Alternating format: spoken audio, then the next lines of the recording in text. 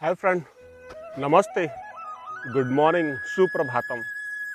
Welcome to you my channel yoga by Sanjay Pandey. आप सभी लोगों का स्वागत है।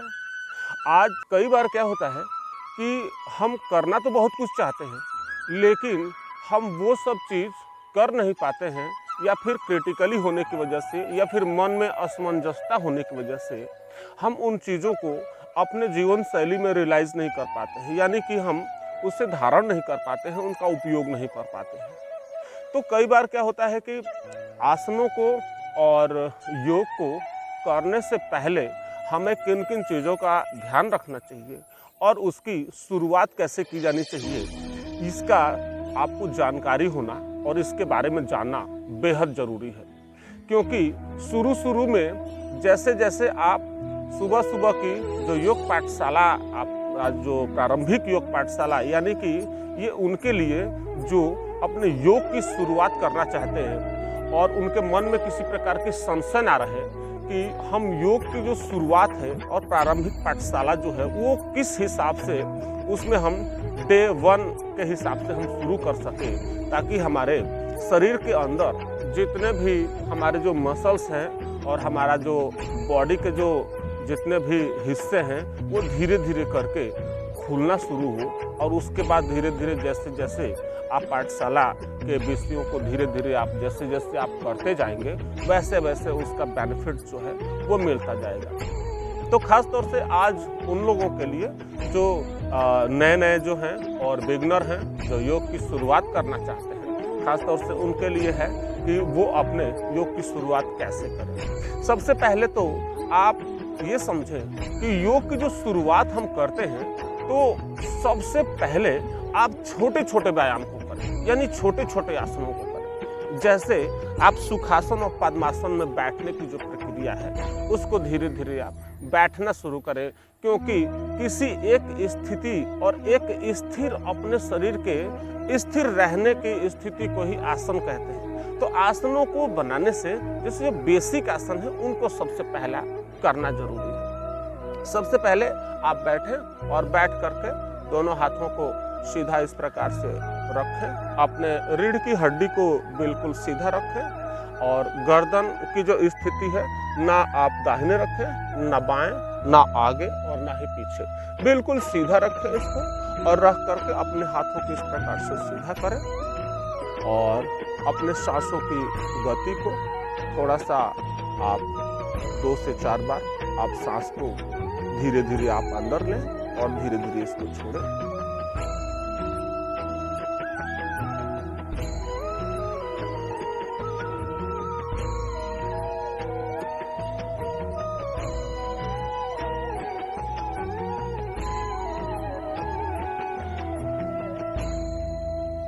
देखिए, योगासन को करने के लिए सबसे पहले जरूरी है कि आप हर आसन को और प्राणायाम को करने के लिए उसमें एक निश्चित आपके सांसों की गति का होना सबसे ज़्यादा जरूरी है। आपके सांसों के ऊपर कंट्रोल होना बहुत ज़्यादा जरूरी है। इस प्रकार से बैठें, फिर धीरे धीरे आप अपने एक हाथ को, यानी राइट वाले हाथ धीरे धीरे धीरे धीरे आप ऊपर उठाएं, और दाहिने वाले हाथ को धीरे धीरे इसको नीचे ले जाएं,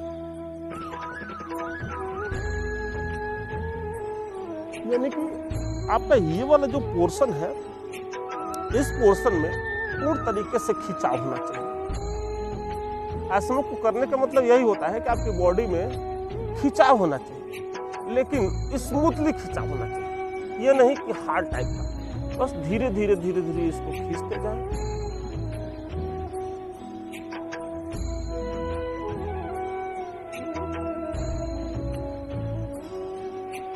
बहुत ज़्यादा भी ना हो और बहुत कम भी ना हो, और अपने सांसों की जो गति है उसको बिल्कुल एकदम स्मूथली रखें, और धीरे धीरे धीरे धीरे इस हाथ को धीरे धीरे नीचे, अपनी केहूनी को हल्का सा नीचे दबाएं, और दूसरे वाले हाथ को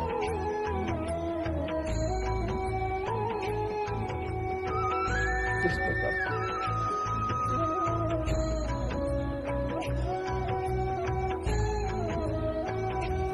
इसको धीरे धीरे फिर से वापस उसी मुद्रा में आए, फिर से इसको दोबारा कर ले।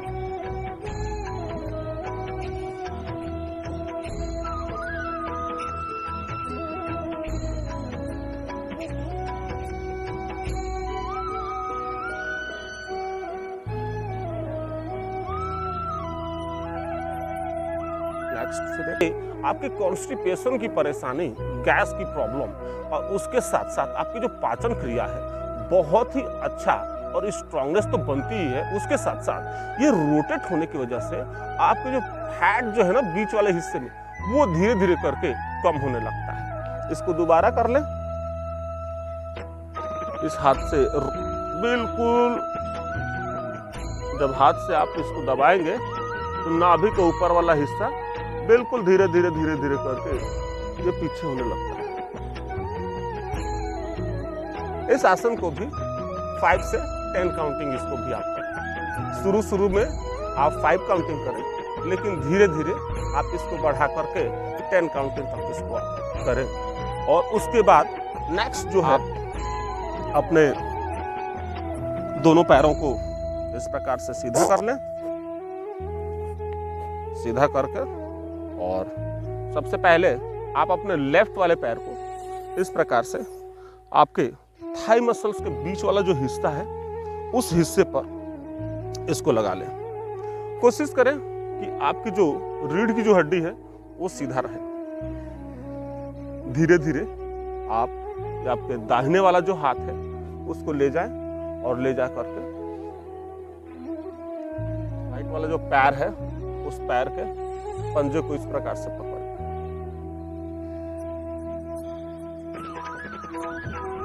उसके साथ साथ आप लेफ्ट वाले हाथ को धीरे धीरे उठाएं।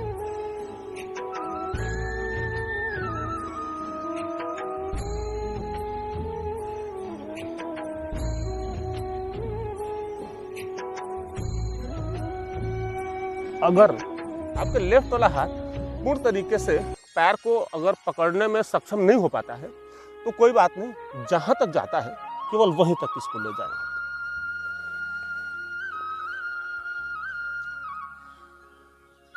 अगर ये वाला हाथ भी अगर पूर्ण तरीके से आपके पैर के पास में नहीं जा पाता है तो आप जहां तक जाता है वहीं तक आप इसको पकड़े। रोज अभ्यास करेंगे तो धीरे धीरे करके आपका जो हाथ है वो पूर्ण तरीके से आपके पैरों तक पहुंच जाएगा। ले जाएं और हाथों को सीधा ऊपर उठाएं। शुरू में क्या होता है कि हमारी बॉडी के अंदर ना लचीलापन ना होने की वजह से और अभ्यासरत हमें ना रहने की वजह से क्या है कि बॉडी का मूवमेंट जो है उस हिसाब से हो नहीं पाता है। तो इसको सही दिशा में लाने के लिए हम धीरे धीरे जैसे जैसे अभ्यास करते हैं वैसे वैसे हमारे शरीर के अंदर स्मूथली परिवर्तन होता जाता है, जो कि हमारे शरीर और हमारे मन के लिए सबसे ज़्यादा उपयोगी होता है। धीरे धीरे इसको आप पकड़ें। पकड़ने के बाद हाथों को भी इस प्रकार से उठाएं, उठा करके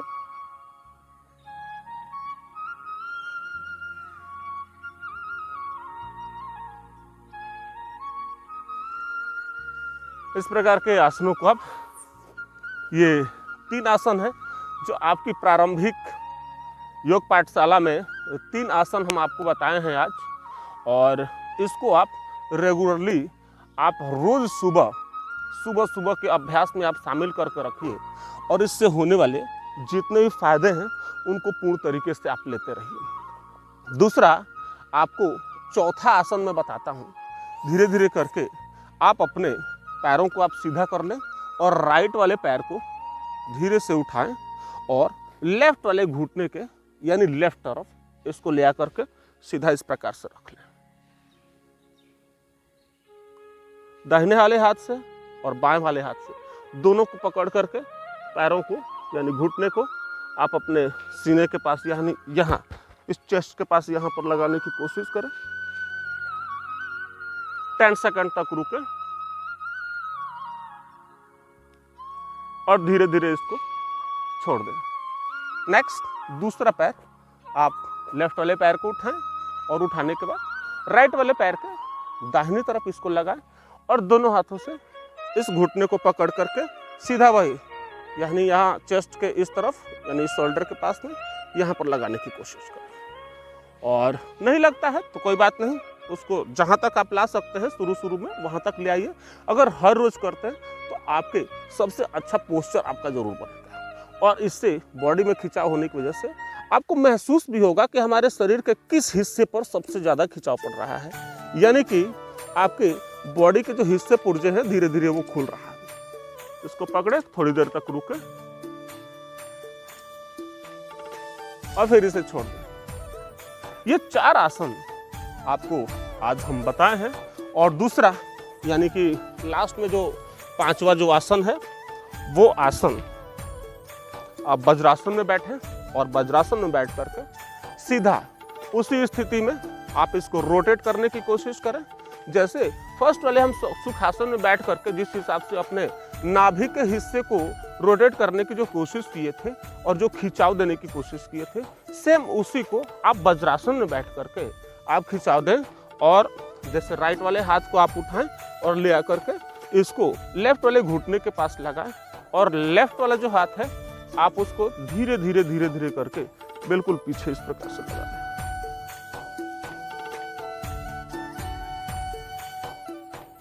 सेम वही यानी कि नाभि वाला जो हिस्सा है ये सबसे ज्यादा इसमें खिंचाव होता है। अगर पूर्ण तरीके से नहीं जा रहा है, जहां तक जा रहा है वहीं तक आप ले जाएं और इसको आप उसी हिसाब से आप करते रहें ताकि आपके कमर से संबंधित, बैक पेन से संबंधित, कॉन्स्टिपेशन से संबंधित और उसके साथ साथ आपके जो फैट वाली जो समस्या है वो धीरे धीरे करके वो दूर होने लगती है।